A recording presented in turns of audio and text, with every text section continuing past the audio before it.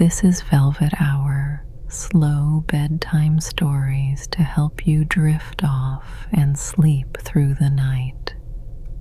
Tonight's story: Snowy Forest Cabin and the Drawer of Buttons.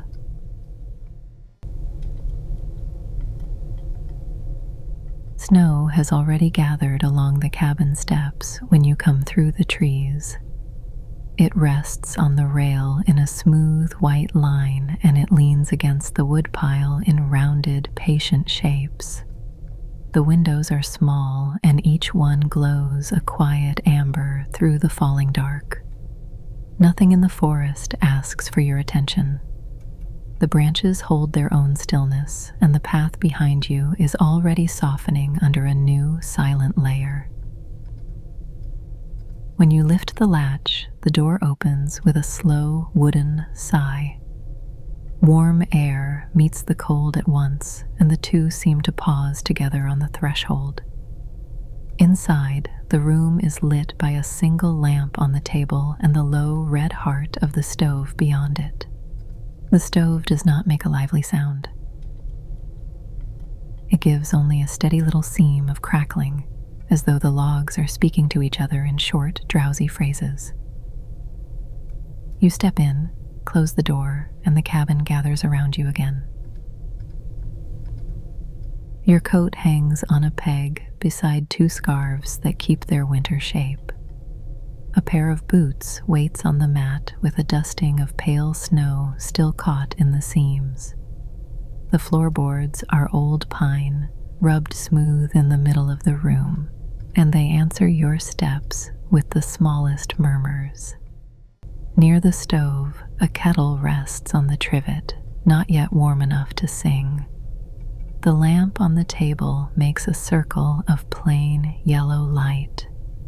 In that light, the grain of the tabletop looks like a map of gentle rivers. The cabin is one room with sleeping loft beams overhead and shelves fitted into every sensible place. A narrow bed stands in the corner under a folded quilt. A chair sits beside the stove, and another stands at the table, turned slightly as if it has just been left there after some ordinary, unfinished evening. On the shelf above the table are 3 stoneware jars, a stack of saucers, and a wooden clock that keeps time with a soft, padded tick. The clock does not rule the room. It simply remains in it, patient as a small animal asleep by the wall. You set a log into the stove and close the door gently. The latch meets the iron with a cushioned little click. Through the stove window, the fire shifts and settles lower into itself, more glow than flame now, more ember than spark. It is the kind of fire that keeps company, rather than making a show. You stand there for a moment and listen to the cabin take you in. There is the stove, the clock, the snow whispering faintly against the glass, and beneath all of it, the deep wooden hush of the place itself. A faint scent of cedar drifts from somewhere near the table. It is not sharp, and it is not sweet. It is the dry, clean smell of a drawer that has been opened often over many winters.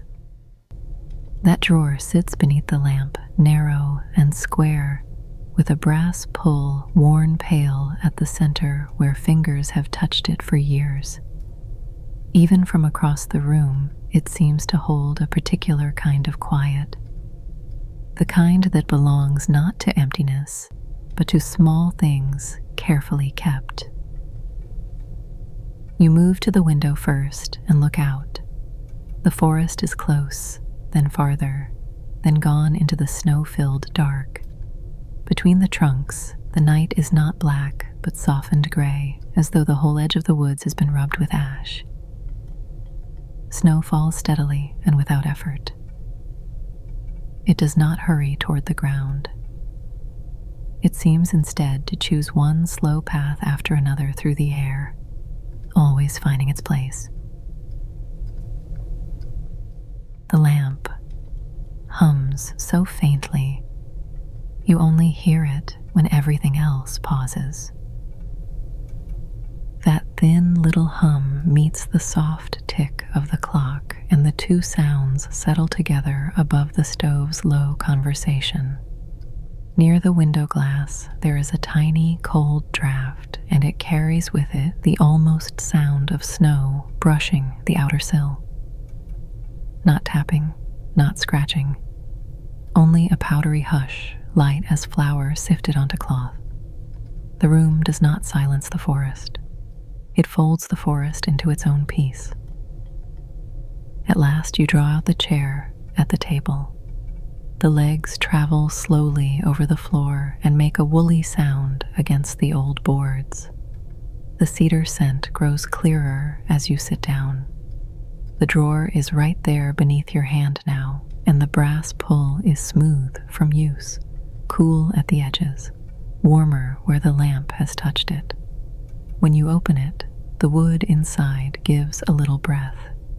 It is a specific sound, easy to miss, like the small exhale of a box that has been waiting politely in the dark.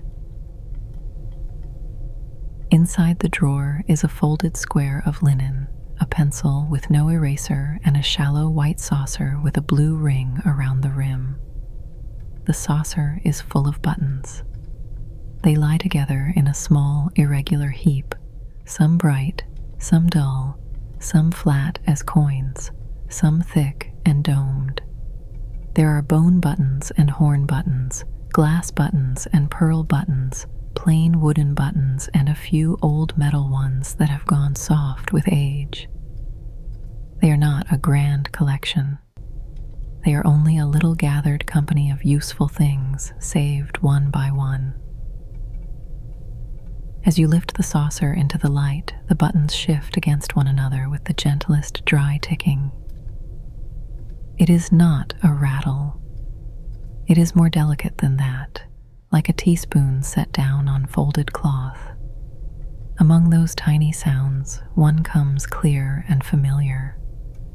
A pale mother-of-pearl button near the top of the saucer gives a small, bright tick against the china rim. It has a fine crescent crack near one hole, and perhaps because of that, or perhaps because it is thinner than the others, it always makes that exact little note.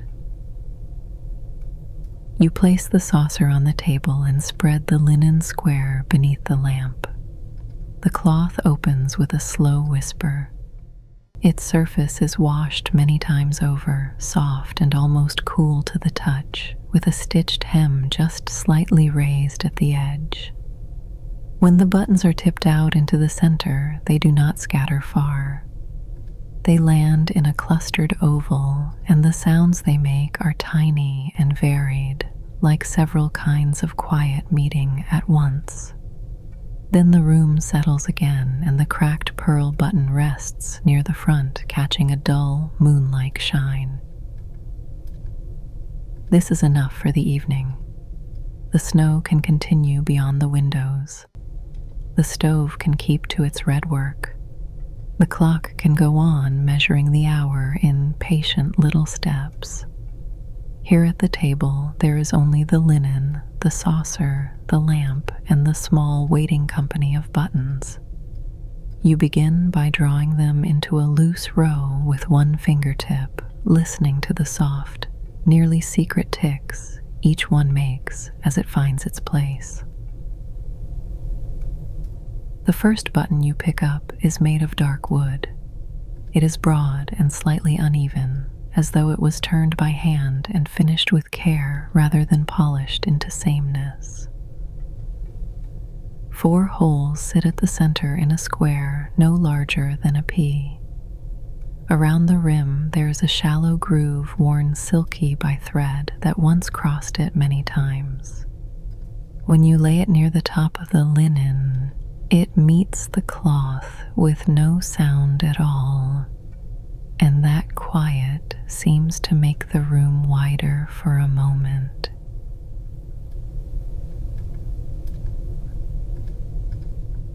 Beside it, you place a smaller wooden button, lighter in color and thinner through the middle. This one still holds the faint scent of old pine if you bring it close, though perhaps some of that scent comes from the drawer itself and some from the cabin all around you. The grain runs in tiny curved lines, and one side is a little more honey-colored than the other. It may have once belonged to a cuff, or a narrow pocket, or the simple flap of a wool pouch. It does not need its history to be pleasant. It is enough that it is here now, warm in the lamp glow and easy to set in order. A pair of horn buttons comes next. They are almost black until you tilt them, and then a deep brown appears, translucent at the thinnest edge like tea held up to light. Their surfaces are smooth but not glossy, and one bears a soft oval bruise where the color clouds lighter. They make a hushed little tap when they touch one another. Even that sound seems rounded by time, as if years in the saucer have taken away any sharpness they once had. You place them side by side, and for a moment they look like two small winter ponds before dawn. The mother of pearl button waits near your wrist. When you pick it up, it is lighter than it seems it should be, almost without weight. Its face is cream with a hidden silver in it, and the crack near one hole curves in a fine crescent that catches the light only when turned just so. When it touches the saucer, it gives that tiny, bright tick again. Not loud, not sudden, simply clear. It is a sound as narrow and neat as the line of a pin, and once it is heard, the room seems to remember it. You place the pearl button alone for now, just apart from the wooden and horn ones. It does not feel set aside. It feels simply given a little space, the way a single bright shell might rest apart from stones on a windowsill. Its pale face holds the lamp in a quiet way. Around it, the other buttons wait without impatience. Outside, snow slips down the window pane in patterns too fine to follow, and the forest stays where it has always stayed, just beyond the amber squares of glass. There are 6 white bone buttons in the saucer, though no two are exactly the same white. One is the color of cream. One leans gently toward gray. One has mellowed almost to the tint of old paper. Their surfaces are not glossy like porcelain. They are matte and close, as though the light settles into them instead of bouncing away. You line them in a row from largest to smallest, and the differences become clearer, each button carrying its own quiet shade. The largest bone button has only 2 holes set wide apart. Around those holes the surface is polished faintly by use, and the polish makes small ovals like thumbprints left by thread instead of skin. The next has 4 holes and a bevel around the edge, shallow and tidy. The third is slightly warped, so that it rocks once on the tabletop before the linen steadies it. That brief little movement gives a sound like a seed brushing paper. Then it grows still, content to lean in its own modest way. Another bone button bears a tiny line carved around the center, a ring so fine it can only be felt when the pad of your finger passes over it. It is a decoration that did not ask for attention even when it was new. The next button is plain and almost square rather than round, corners softened by time and washing. The last is the smallest of all, and one of its holes is narrow with old thread worn smooth through it. You imagine how often a needle must have passed there, taking the same little path, entering and leaving with patient certainty. As you arrange them, the stove sends a soft settling sound through the room. A log shifts inward by the width of a finger. Ash sighs lower in the firebox. The kettle lid trembles once and then rests again. None of these sounds interrupts the work at the table. They only join it. The cabin is full of such small agreements tonight, one quiet answering another, as if everything made of wood or metal or ceramic understands that the evening has chosen a very modest shape. From the saucer, you lift a cluster of shell buttons no larger than lentils. These are not mother of pearl with broad, shining faces. They are tiny, river-pale discs with 2 holes each, meant for a collar perhaps, or the fastening of a light summer garment that once had no need of snow. Their edges are smooth as sanded glass. When they slide together in your palm, they make the faintest dry whisper, softer than the page turn of a thin book. You set them in a crescent around the larger pearl button, and they seem to listen to its brighter little note without trying to imitate it. One glass button lies hidden beneath them, and when it comes into the light, it glows the color of smoke. It is thick at the center and shallowly domed, with a metal loop shank fused onto the back. The front has gone satiny with age, no longer clear enough to reflect the room plainly. Instead, it holds the lamp as a blurred ember, round and deep within itself. When you place it down, the loop beneath gives a tender click against the table before the linen catches it. It is the sort of sound that disappears almost at once, leaving behind only the memory of its neatness. There is another glass one, green as old bottle glass left in a stream. Its center is pressed with a star that can scarcely be seen, only felt. This button seems to hold winter light differently from the others. Even under the warm lamp, it keeps a coolness, not of temperature but of color, as though it remembers windows and weather. You set it beside the smoky button, and their 2 dim gleams rest well together. The cracked pearl button remains just beyond them, pale and quietly exact. Some buttons carry thread still tied through their holes, and these wait in a little tangle at one edge of the linen. The thread is faded but not frayed beyond use. One is gray-blue, one is cream, one is a brown, the color of chestnut shells.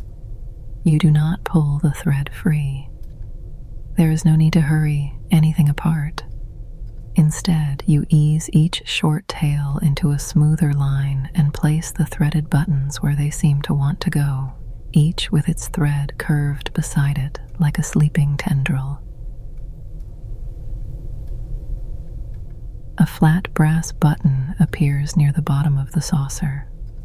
It has no shine left except at the very rim, where some old polishing or simple handling has left a thin, brighter ring. The center bears a design almost lost now. Perhaps leaves, perhaps a wheel, perhaps only a circle within a circle. The metal feels warmer than the glass and heavier than the shell. When it touches the saucer edge, it makes a muted touch of sound, low and soft, the kind that seems to stay close to the tabletop rather than traveling through the room. You place it among the darker buttons, and its worn face looks perfectly at ease there. 3 covered buttons sit together as if they have remained companions all along. Their forms beneath the cloth are round and padded, like small pebbles wrapped in fabric. One is covered in faded blue twill, one in brown wool, and one in a tiny check so soft with age that the pattern is almost all memory. These have no holes on the front, only thread loops on the back, slightly compressed from whatever narrow band or placket once held them. They do not make much sound when moved. The cloth hushes them completely, as though they carry their own silence with them. The blue twill button is the most faded at the top, where the color has thinned to a duskier shade. The wool-covered one is soft around the edge, and one little nap of fiber stands up against the lamp. The checked button has a tiny dent at one side that gives it a familiar, lived-in shape. You place the 3 in a row, then turn them slightly, then turn them back. There is pleasure in such minute decisions. A small collection does not ask for grand order. It asks only for enough attention that each object may rest where it suits itself best. The clock speaks 8 quiet times from the shelf, each tone wrapped in the room before it reaches the walls. It is not a striking clock. It simply releases a sequence of mellow notes as if touching the edge of a glass with a padded fingertip. After the last note, the lamp hum returns to the foreground, and behind that comes the stove, and behind that the almost unheard press of snow against the cabin roof. The order of sounds changes all evening without ever becoming busy. It is like watching flakes cross one another in the window light, every motion unhurried, every crossing easy. You gather the small metal buttons together next. There are 5 of them, and each bears a different face. One is plain tin with a loop shank and a shallow dent. One is dark silver, engraved with a rope-like border. One is a dull pewter color with a star in the center. Another is coppery and thin, with the back bent slightly inward. The last is a tiny blackened dome no wider than a pea, so smooth that it feels almost like stone. When the metal buttons meet one another, the sound is still soft, but it carries a finer edge than wood or cloth. It is the lightest little chime, carefully kept close by the linen. You do not stack them. Instead, you lay them apart in a line that curves gently around the saucer. The plain tin one goes first, because it seems content to begin. The copper one goes last, where the lamp catches a small surviving warmth on its rim. The dark silver button with the rope border is pleasing to turn between your fingers. Each tiny ridge around the edge has been worn just enough to lose any crispness, and now the pattern feels like the milled side of an old coin. The pewter-colored one with the star is heavier than it looks. At its center, the star is shallow and broad, the points rounded with time until they resemble petals more than angles. You set it near the smoky glass button, and the two seem made for the same dim shelf of evening. The little black dome waits beyond them, a quiet punctuation mark in the arrangement.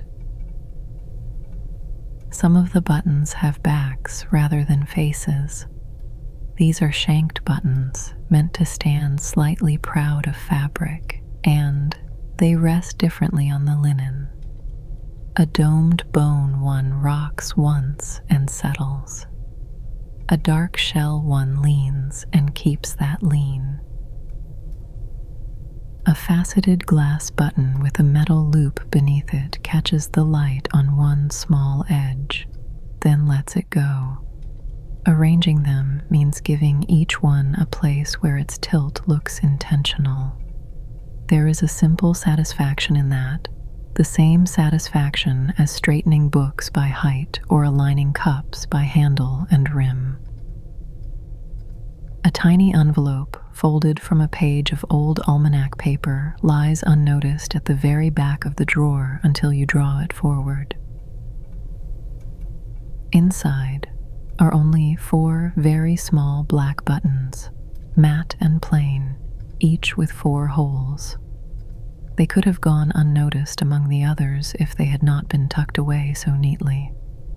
When you spill them into your palm, they make almost no sound. Their finish is velvety rather than hard, and the lamp slides over them without finding any brightness. You add them to the growing arrangement, a soft row of night dark circles near the edge of the cloth. Now the linen begins to look like a quiet map.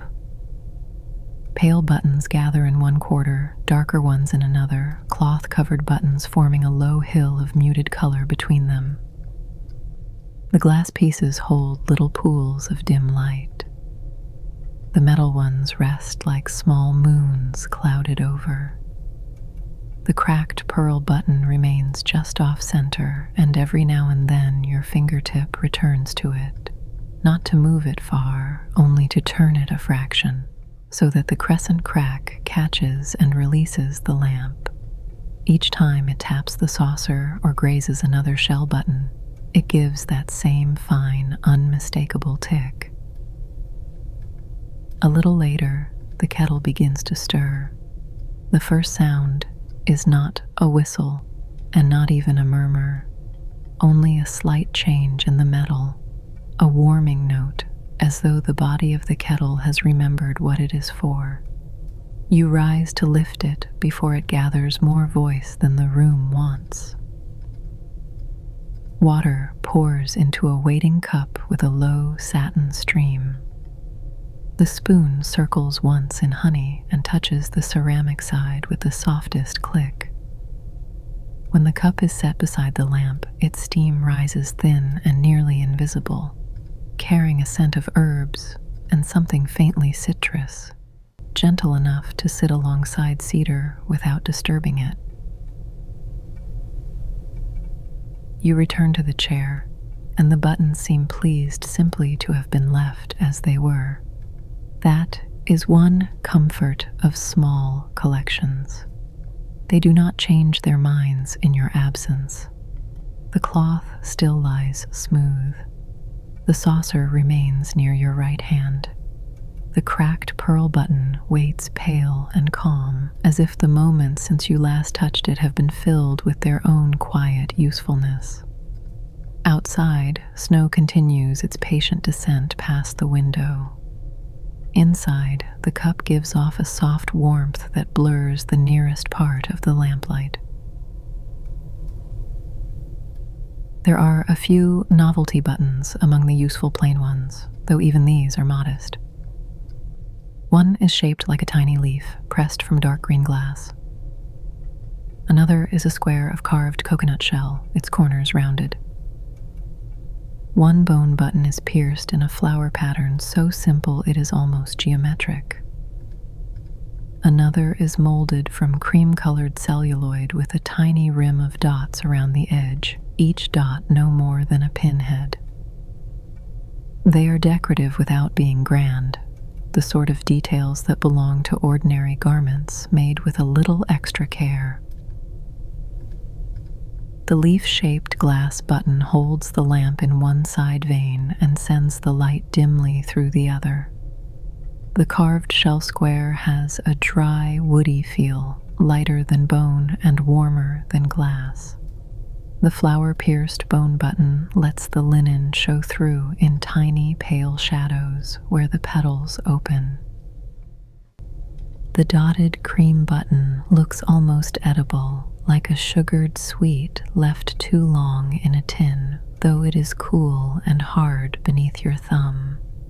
You place these few decorative pieces together, not because they demand to be admired, but because they seem companionable in their small wish to be a little different. As the arrangement grows, your movements become slower still. You begin to notice not only each button, but the quiet between one button and the next. The little spaces matter. They give each round face or domed back a clear edge. They allow one cream shade to separate from another, one dark surface to keep its own depth. On a crowded table, these distinctions would vanish. Here, beneath the lamp, on the spread linen, each object is allowed the dignity of its own small outline. The cabin answers with its own spaces of sound. Between the clock ticks there is the pause in which the stove breathes. Between the stove's low crackles there is the lamp's hum, and beyond that the thick outdoor hush in which snow keeps falling through the trees. Sometimes a beam above you gives a minute settling creak. Sometimes the kettle lid settles against the pot with a tiny porcelain note. Every sound has room around it. Nothing overlaps in a hurry. You find 2 mother-of-pearl buttons larger than the cracked one, each with 4 holes and a shallow dish to the face. These are broader, cooler in sheen, and less personal somehow than the cracked one, though they are very beautiful in their quiet way. Their surfaces ripple faintly under the lamp, showing silver, cream, and a breath of green. You place them nearby, and at once the little cracked button seems less alone, yet it remains the one your ear knows best. When it touches the saucer, it speaks with that neat, bright tick, finer than the broader, softer shell notes of the others. One pearl button has a smoothed nick at its rim, as if it once met the edge of a drawer many times. The other has 1 hole, slightly off-center, giving its thread marks a charming asymmetry. Their backs are flat and cool, and they slide over the linen with almost no friction at all. You angle them so they do not mirror each other too perfectly. A collection arranged too exactly can feel stiff. A collection arranged with 1 or 2 slight differences feels as natural as branches in snow, each carrying a similar weight in its own particular way. The next button is not old enough to be worn thin. It is a cream plastic button, simple and practical, with a raised ridge around the edge. Its surface is unmarred, its holes still sharp, and it has none of the softened character of the others. Yet, there is nothing unwelcome about it. Every collection kept over time gathers 1 or 2 pieces from later years, and these newer arrivals bring their own plain honesty. You place it near the square shell button and the dotted cream button, where its straightforward shape sits easily among the rest. A pair of red-brown leather buttons comes out of the saucer together. Each is stitched over a firm center with an X of darker thread visible on top. They are not bright, only mellow and rich, the color of bark after rain. The leather is smooth on one and faintly pebbled on the other. Their backs hold small metal loops. When set down, they make a sound so soft it is more felt in the fingertips than heard, a cushioned contact, almost like laying down a berry on cloth. You place the leather buttons not far from the wool-covered one, and at once that part of the arrangement begins to feel like a corner of winter clothing set aside after use. Nothing in the room is hurried. Even the tea in the cup cools slowly, still warm enough to breathe a little fragrant thread into the air. The cedar drawer remains open, and from it comes that dry wooden scent that has quietly accompanied the whole evening. It does not compete with the stove or tea. It simply keeps its place, as steady as the linen's pale square in the lamplight. When you return your hand to the saucer, only a thin scattering of buttons remains there.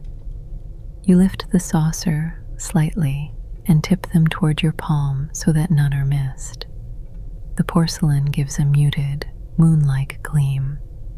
Its blue ring at the rim is interrupted by a small glazed skip, a tiny rough dot where the white clay shows through. The cracked pearl button touches that rough spot as it slides, and again there comes the clear little tick. It is such a small sound, but once heard a few times, it becomes a thread running through the whole room. The remaining buttons are varied and somehow especially companionable. There is a flat gray button of pressed paper or casein, hard to tell now.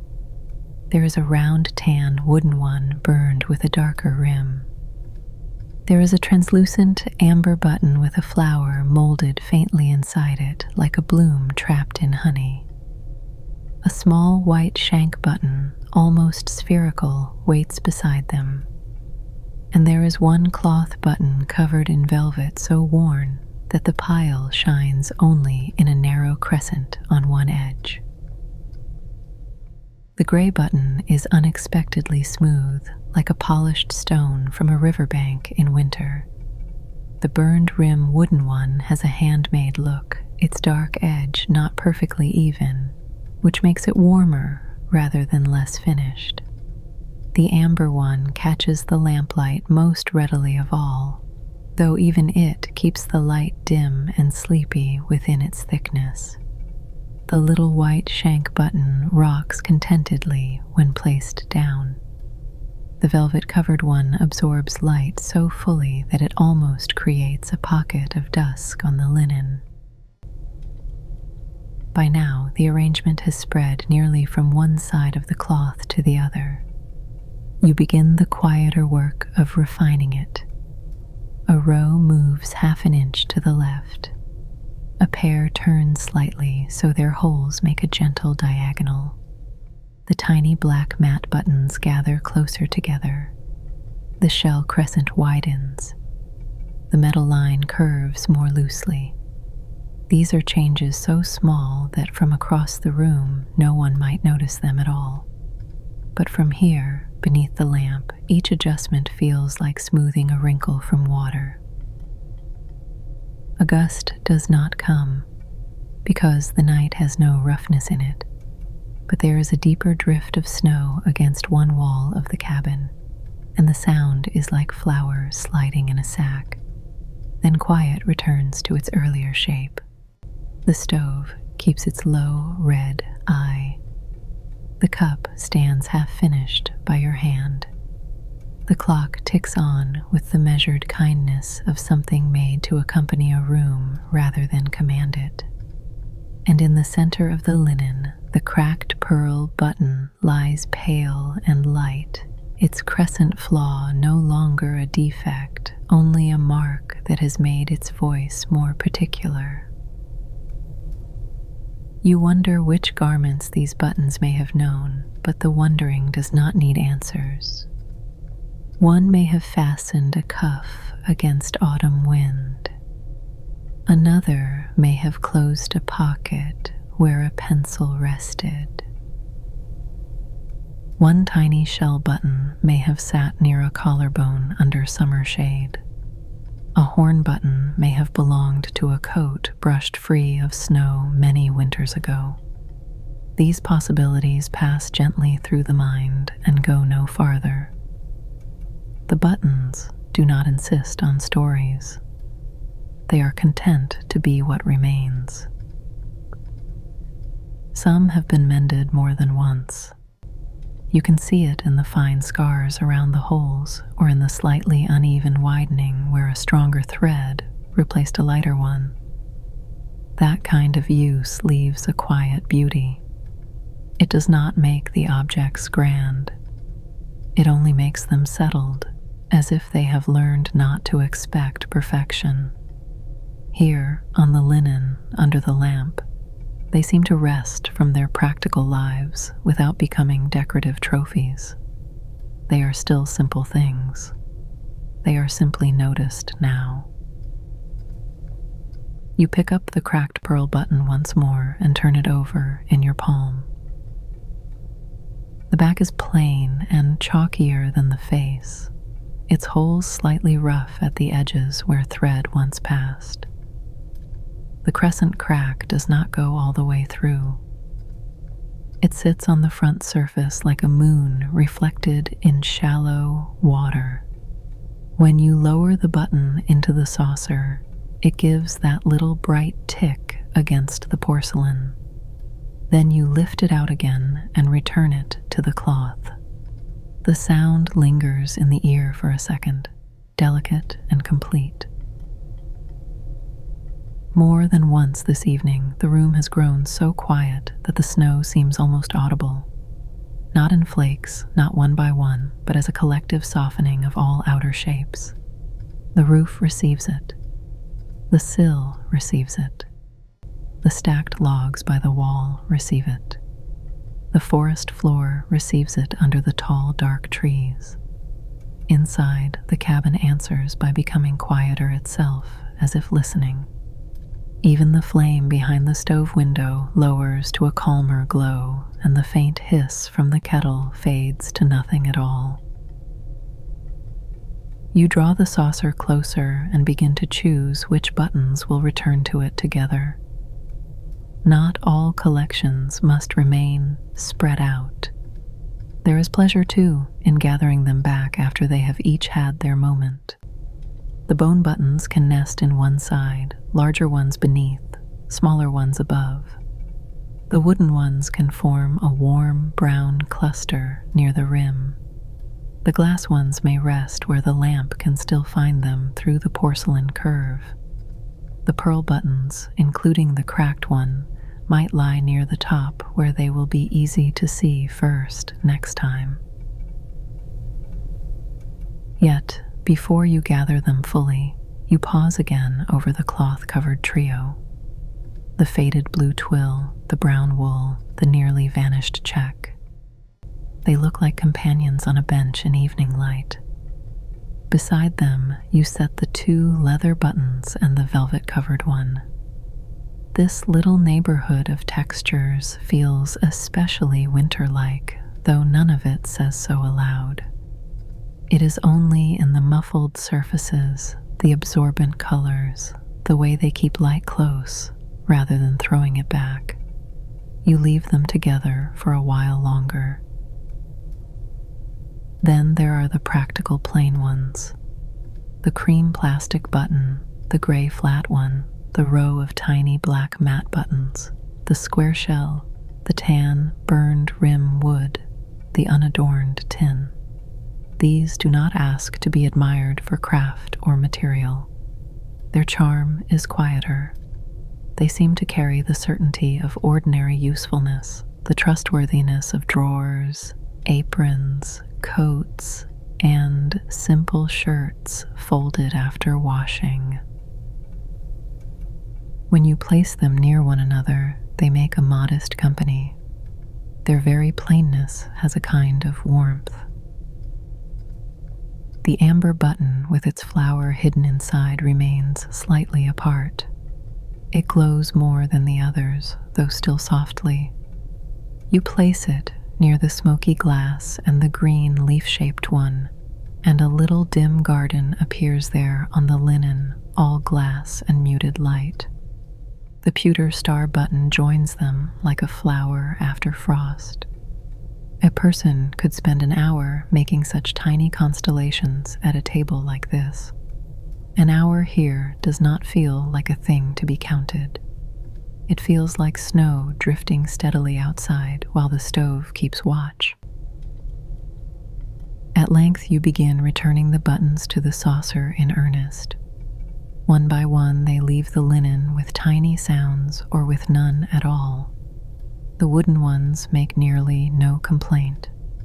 The metal ones touch porcelain softly, as if remembering shelves and cups.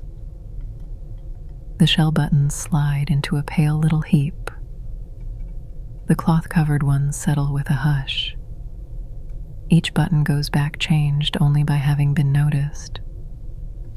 The linen beneath them gradually shows itself again, smooth and pale in widening spaces.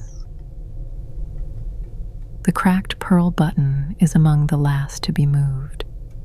You hold it between thumb and finger for a moment, watching the lamp skim along the crescent crack. Then you let it down into the saucer. It touches the blue-rimmed porcelain and offers its clear little tick the same tidy note it gave at the beginning. The sound is enough to gather the whole evening into one point. The lamp, the stove, the cedar drawer, the falling snow, the patient sorting of every small round object. All of it seems to rest lightly inside that single bright grain of sound. When the linen is empty, you do not fold it at once.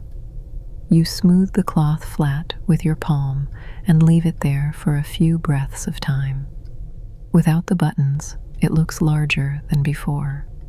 The faint weave shows in the lamplight. A thread end at one hem lies tucked almost invisibly under the edge. Then, at last, you fold it in thirds and then in half, each crease made slowly, each fold accompanied by that soft fabric whisper which is almost the same sound as snow against the sill, though warmer and nearer. The saucer, now full again, is not arranged exactly as it was before. The pearl buttons sit nearer the top. The black matte ones have their own little corner. The wooden pair rests against the larger horn button as if leaning against a dark wall. The amber glass button lies where it can send a dull drop of honey-colored light through two shell buttons beside it. The collection has changed only in its inward weather. It feels easier somehow, less jumbled, as if every button now knows the others a little better. You place the folded linen back in the drawer first, then the pencil beside it, then the saucer centered neatly so it will not slide. The drawer gives its small cedar breath as it accepts these things. Before you close it, you rest your fingers for a moment on the brass pull and listen. The stove speaks low. The clock continues. Somewhere above, perhaps near the roofline, snow slips from one shallow place to another with a soft brushing hush. The room is full, but never crowded. The drawer slides in with a gentle wooden run and a final muffled touch when it meets the frame. The cedar scent remains just a little while in the air, then thins into the room's wider warmth. The table looks bare now. Only the lamp, the cup, and a small ring of moisture where the cup once stood nearer the light. You move the cup aside and wipe the ring with the corner of the folded cloth you keep near the stove. It vanishes at once, leaving the grain of the wood open and calm. The chair by the stove has been waiting all evening, and now you draw it closer to the fire. Its cushion is plain striped ticking, softened by use, and it sinks just enough when you sit to feel settled rather than deep. The stove window shows a bed of embers laced with orange. Every so often, one seam brightens and then dims, a slow breathing under ash. On the hearthstone, a small black poker rests alongside a whisk broom with worn bristles. Neither is needed now. The fire has found its own steady way. From the chair, the whole cabin seems simpler. The table with its lamp is a modest island of light. The drawer beneath it is closed, holding the saucer and its newly ordered company. The bed in the corner has gone dimmer, the quilt folded down smooth at the top. The shelves become silhouettes of useful shapes: jar, cup, bowl, clock.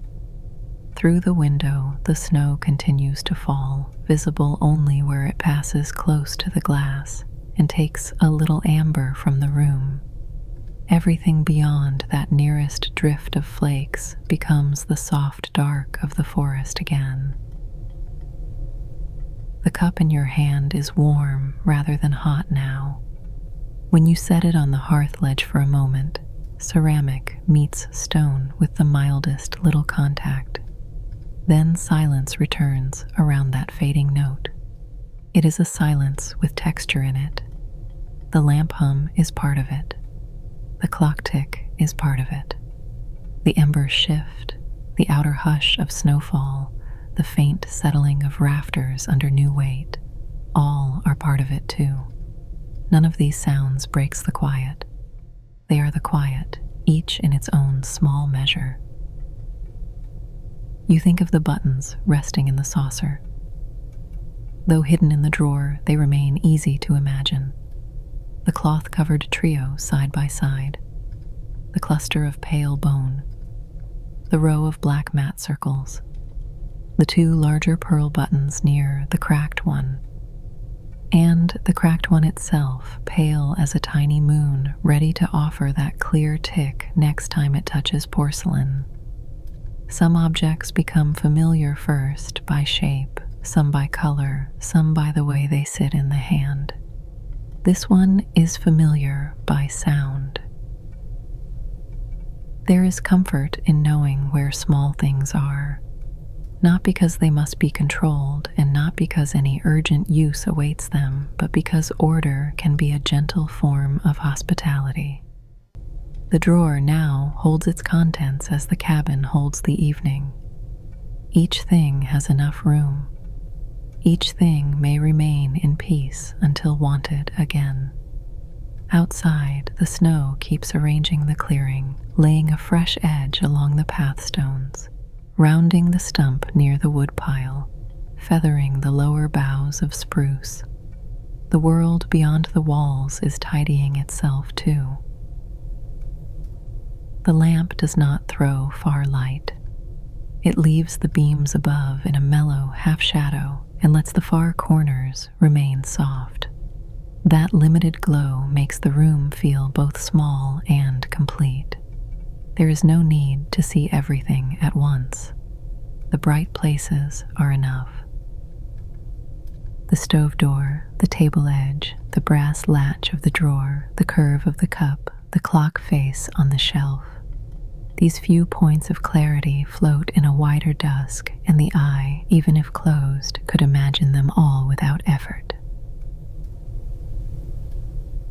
The clock releases another gentle hour in rounded notes. They drift into the room and fade without leaving any sharp edge behind. Afterward, the ticking resumes, patient as before. Time here seems to move by accumulation rather than by division. A little more snow at the sill, a little more ash settling over embers, a little more cooling tea, a little more dark among the trees beyond the windows, a little more quiet gathered in the grain of the walls. In the loft overhead, where blankets are folded and an extra lantern hangs from a hook, the air is darker and stiller than below. You do not need to climb there to sense it. The cabin rises around you with a simple wooden certainty, every board fitted long ago and now speaking only in occasional mild creaks as winter presses gently from outside. The roof bears the weight of snow without complaint. The walls keep their own warmth close. The floor under the chair is pleasantly cool through the rug's thin woven stripes. The room is steady from ridge beam to threshold. The scent of cedar has nearly faded, but sometimes a faint trace returns when the room's other smells grow quiet. It mingles now with the dry mineral warmth of the stove and the softened fragrance of tea leaves at the bottom of the cup. None of it is strong. It would be possible to miss it all if the evening were busier, but the evening has chosen to remain small. In such smallness, each subtle thing has room to appear. Even a memory of cedar can drift through as lightly as a breath over the mouth of an empty drawer. You set the cup aside and rest your gaze on the stove window. The embers hold a deeper red now, with occasional narrow lines of gold where one piece of wood folds inward. This quiet fire has no urgency left in it. It is doing the slow work of becoming warmer ash. A tiny collapse of char sends up one brief brighter seam, then all returns to the same low radiance. The sound that comes with it is scarcely more than a soft, grainy settling, as if a few dry leaves were turning over far away. On the table, the lamp's shade warms the air directly above it, and that warmth makes a very light current. The curtain by the window answers once with the smallest inward stir.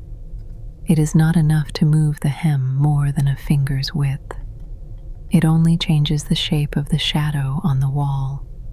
The cabin often speaks in these nearly invisible ways. A shift of curtain, a settling of kettle lid, the clock's measured pulse, the remembered tick of a pearl button in a porcelain saucer. If you opened the drawer again, the buttons would still be there, nested together in their revised order. The thought is pleasant precisely because there is no need to confirm it. They can remain undisturbed. The evening has already given them their turn beneath the lamp. Now they rest in cedar dark, where the cracked pearl button lies among its companions, a pale crescent hidden in plainness. Somewhere under the top layer of shell and bone, or perhaps near the saucer rim, it waits with its tiny, exact voice folded into silence. Snow thickens outside, though thickening is only guessed by how the windows lose some of the forest's depth. The nearest spruce trunk fades. The gap between two trees becomes only a softness. The path you came along no longer appears at all. Yet, none of this feels like losing anything. The world is simply drawing a lighter curtain around itself. The cabin answers by glowing a little more clearly, a lantern set at the edge of white woods, content to be one small, warm square among many dark trunks and patient drifts. The chair cushion holds the day's warmth now, and the room has entered that late hour when sounds come farther apart. The clock still ticks, but you hear fewer ticks at once because the spaces between them seem broader. The stove gives one low murmur, then is still a long while. Snow hushes the window. The lamp hum thins and almost disappears. Even the trees outside appear to stand with greater stillness, though perhaps they have not changed at all. Perhaps it is only the hour becoming more itself. From this drowsy distance, the evening at the table already feels complete, almost rounded into memory. The linen opening under the lamp, the buttons poured from the saucer in a clustered spill, dark wood, pale bone, cloth-covered domes, dim glass, worn metal, the minute choices of where each should rest. And again, the cracked pearl button marking its presence with that small, bright tick, not loud enough to fill the room, only clear enough to be known. Such a sound does not ask to be remembered, yet it remains. There are many kinds of order. Some are strict and narrow, meant to keep a room from changing. This was not that kind. This was the softer order of acquaintance, where each object is given a little notice and then returned to company. Nothing was judged. Nothing was discarded. Even the newest plain plastic button found a place among the older pieces. Even the worn velvet one, with its almost vanished pile, was set where its dusk-dark quiet could be appreciated. The collection was not made more perfect. It was simply made more at home. The fire draws lower. You rise once to place another small log across the embers, and the wood catches slowly, with no fuss at all. The bark darkens, then brightens along one thin seam. A few sparks wink and disappear before they can become anything lively. When you return to the chair, the room is unchanged except for that renewed line of orange in the stove. The kettle remains still. The lamp still pools its amber circle on the table. The drawer beneath it keeps its cedar breath and its saucer of buttons in calm custody.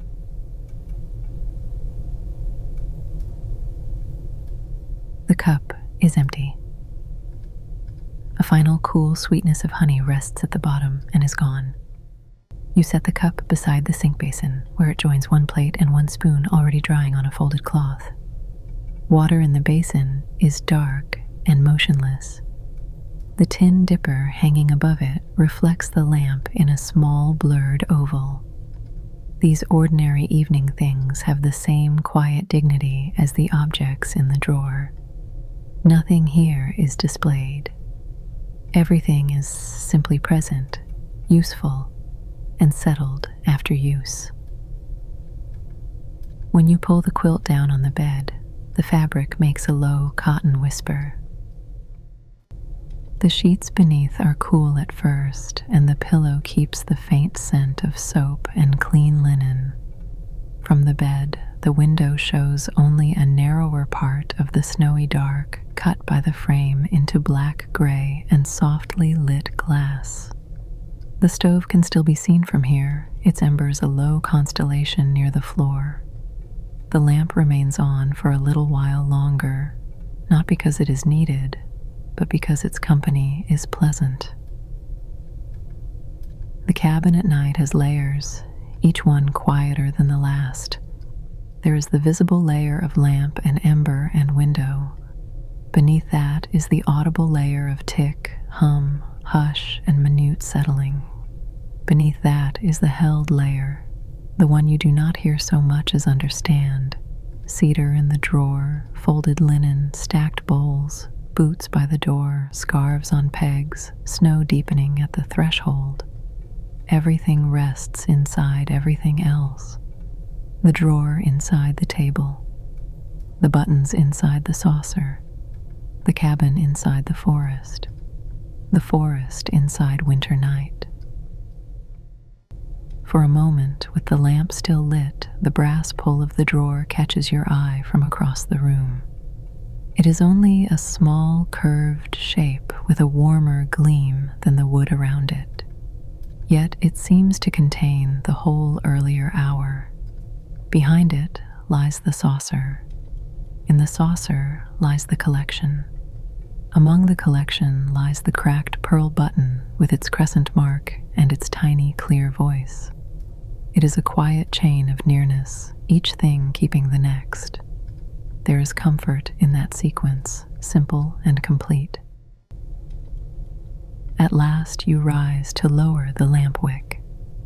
The flame inside the glass chimney shrinks to a smaller amber bead, then to a petal of light, then lower still until the room passes gently into the darker companionship of the stove.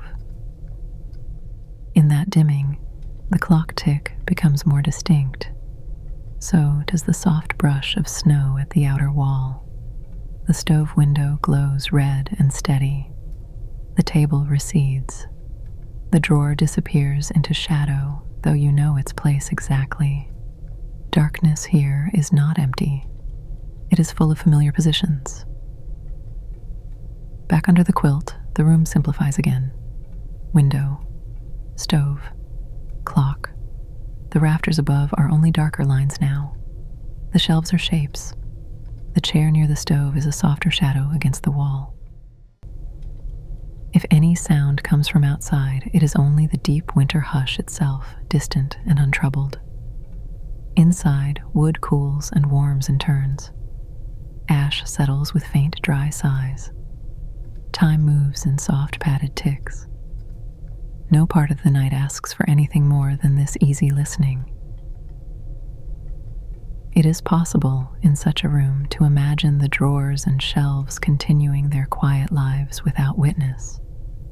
The saucer holding its company of buttons, the folded linen beneath, the pencil beside them, the jars on the shelf keeping tea, salt, and oats, the cup drying by the basin, the boots by the door releasing the last of their melted snow into the mat.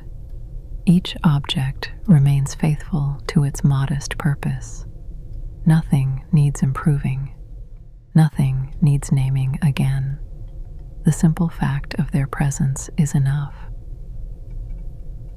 A final brighter settling comes from the stove as the new log gives itself to the embers.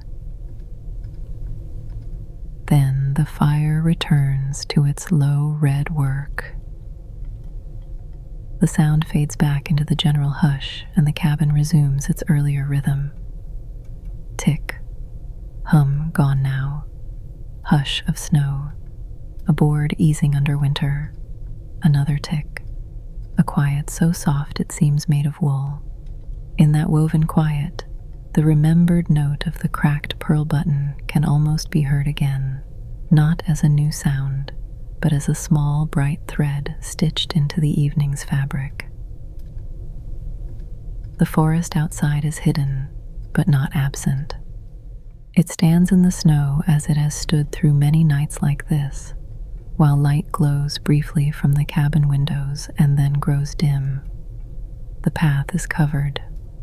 The woodpile rounds under white. The railing keeps its smooth ledge of snow. Above, the sky lowers its pale winter dark. Within, the cabin holds one bed, one stove, one table, one lamp now nearly out, one drawer with a saucer of buttons arranged and resting. The scale of it all is so modest that the night can hold it with ease. The last thing to remain clear is the stove window, a small square of red among the shadows. Then even that softens as your gaze drifts elsewhere. The clock keeps on, but farther away now. The snow goes on falling. In the drawer, the cracked pearl button lies among shell and bone and wood, quiet as any of them until another evening brings it to light. For now, it keeps its little note to itself. The room keeps its warmth. The forest keeps its silence. And the night, gathered close around the cabin, goes on slowly, gently, without end for a long, long while.